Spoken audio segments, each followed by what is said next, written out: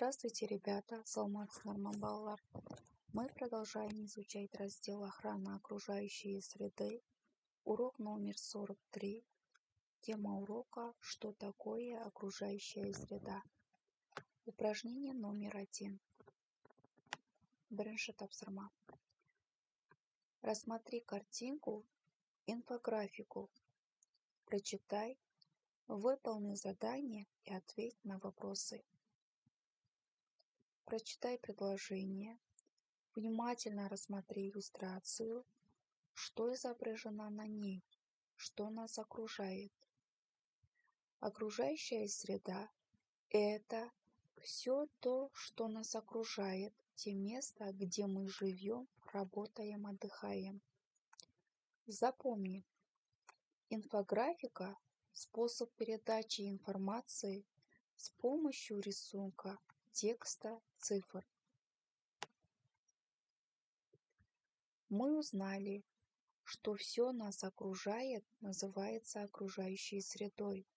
И какой будет окружающая среда, зависит от нас самих.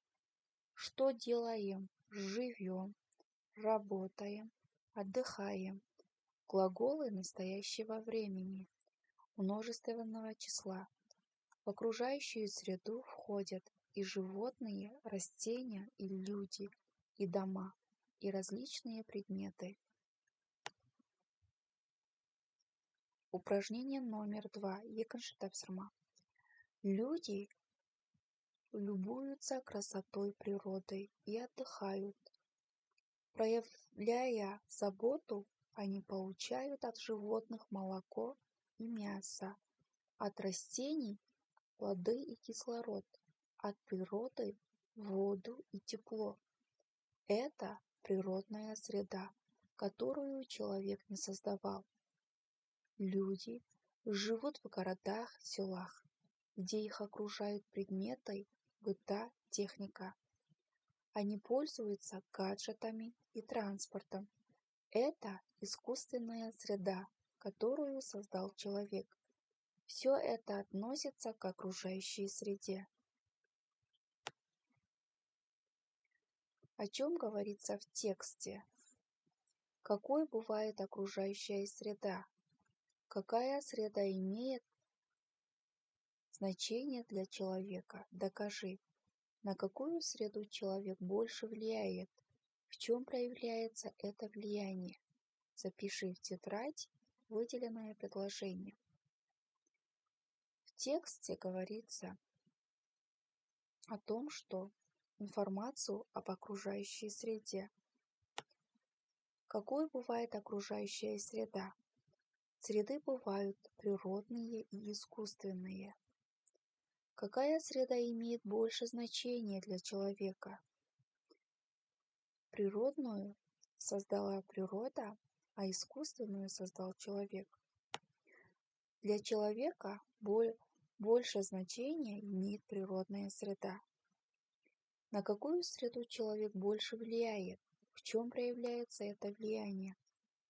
Человек больше влияет на искусственную среду. Упражнение номер 3. Үшінші тапсырма. Скажи свое мнение. Өзіңнің ойыңды айт. Санат провел с одноклассниками анкетирование. 25 учащихся. Прочитай результаты. Анкета номер 1. Без чего ты не можешь обойтись в жизни? 25 учеников ответил, что они не могут обойтись в жизни без воздуха, без пищи, без воды, без тепла.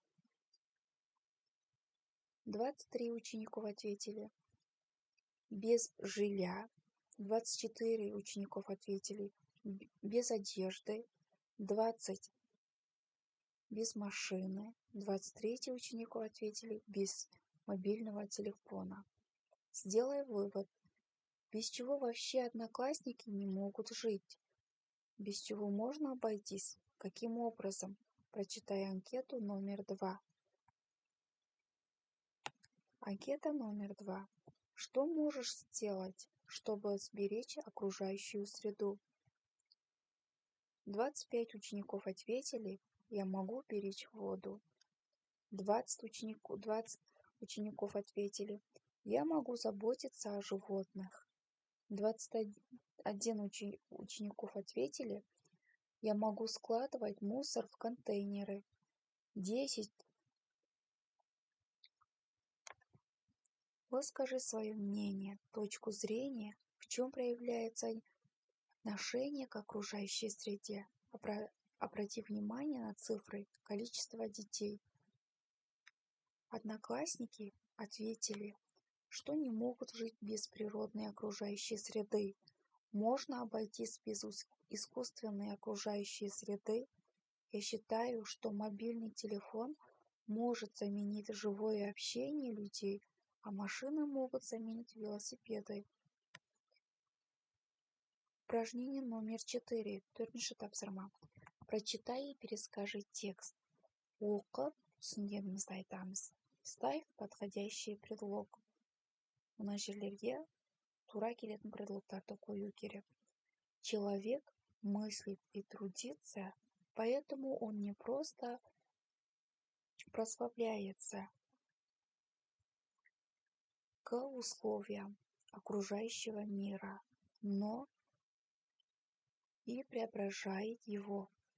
Например, с давних пор люди стали извлекать пользу из энергии рек, и в домах появился свет.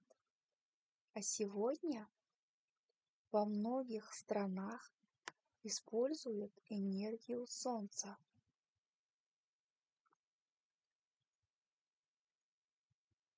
Ветра растений. Новые технологии были показаны в Экспо 2017 в Астане. Например, солнечные батареи на крышах домов нагревают воду. Как ты понимаешь словосочетание «преображает окружающий мир»? Выпиши слова с предлогами. Объясни значение предлогов. Преображает окружающий мир – это значит изменять к лучшему. Слова за предлогами: к условиям, с давних пор, из энергии, в домах, во многих странах, на Экспо 2017, в Астане, на крышах. Урок окончен. До свидания.